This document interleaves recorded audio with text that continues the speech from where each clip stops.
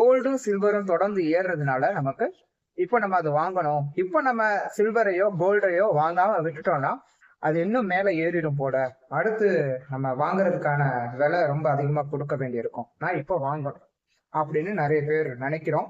டிஜிட்டலா வாங்கிடலாமா பிசிக்கலா வாங்குறத விட? டிஜிட்டல் கோல்டு இருக்கு, digital silver, ETF, mutual funds, அதை பத்தியான ஒரு ஷார்ட் வீடியோ தான் இது. நீங்க கோல்டு வாங்குறீங்க, சில்வரை வாங்குறீங்கன்னா கூட கொஞ்சம் கொஞ்சமா வாங்குங்க. லோன் எடுத்து வாங்க வேணாம்.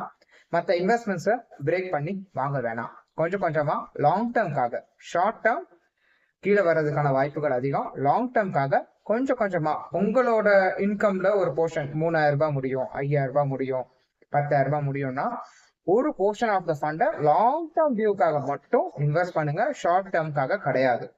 முதல் விஷயம். ரெண்டாவது, ரீசெண்டா வரக்கூடிய பல கேள்விகள் என்கிட்ட பாத்தீங்கன்னா அபவுட் சில்வர். வெள்ளி தான் சார் ரொம்ப ஏறுது, நம்ம இப்போ வெள்ளி வாங்கிடலாமா, கிராம் 2000 ரூபாய் போயிரும்னு சொல்றாங்களே, அந்த மாதிரி கேட்குறாங்க. அது 2000 ரூபாய் போகுமா 1000 ரூபாய் போகுமான்றது நம்ம பேச போறது கிடையாது. ஆனா ஒரு விஷயம் கிளியரா தெரியுது, அது ஆல்ரெடி ரொம்ப அதிகமா ஏறி இருக்கு. ஸோ கீழே வர்றதுக்கான வாய்ப்புகள் பிரகாசமா இருக்குது. ஸோ அந்த மாதிரி இருக்கக்கூடிய டைம்ல நம்ம வெள்ளிய டிஜிட்டலா வாங்கினா கூட, ETF வாங்கினாலும் சரி, மியூச்சுவல் ஃபண்டா வாங்கினாலும் சரி, வெள்ளியோட விலை குறைஞ்சிச்சுன்னா இது கீழே வரும். ஸோ இதை நம்ம எப்படி குறைக்கலாம்? வெள்ளியில இருக்கக்கூடிய வாய்ப்பையும் நான் எடுத்துக்கணும், ஆனா அதுல இருக்கக்கூடிய ரிஸ்கையும் நான் குறைக்கணும். எப்படி பண்ணலாம் அப்படின்னா, மியூச்சுவல் ஃபண்ட்ல ஒரு கேட்டகரி இருக்குது, gold and silver mutual fund. அவங்க என்ன பண்ணுவாங்கன்னா, நீங்க 100 ரூபாய் கொடுக்குறீங்க அப்படின்னா அதுல 70 ரூபாய் கோல்டுலையும் இன்னொரு 30 ரூபாய் வெள்ளிலையும் இன்வெஸ்ட் பண்ணுவாங்க. ஸோ நம்மளோட ரிஸ்க் குறைக்கப்படுது. கோல்டு வந்து கம்பேரிட்டிவ்லி ஸ்டேபிள் அசெட், சில்வர் வந்து வாலட்டைல், ரொம்ப அப் அண்ட் டவுன்ஸ் இருக்கக்கூடிய ஒரு அசெட்.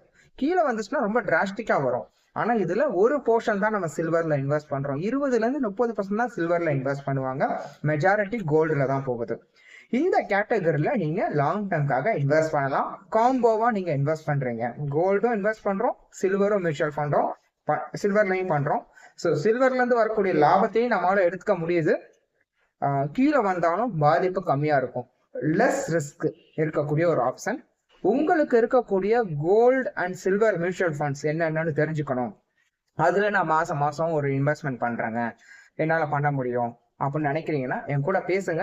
அதுக்கான கைடன்ஸ் கொடுக்கறதுக்கு நான் ரெடியா இருக்கேன். Thank you very much.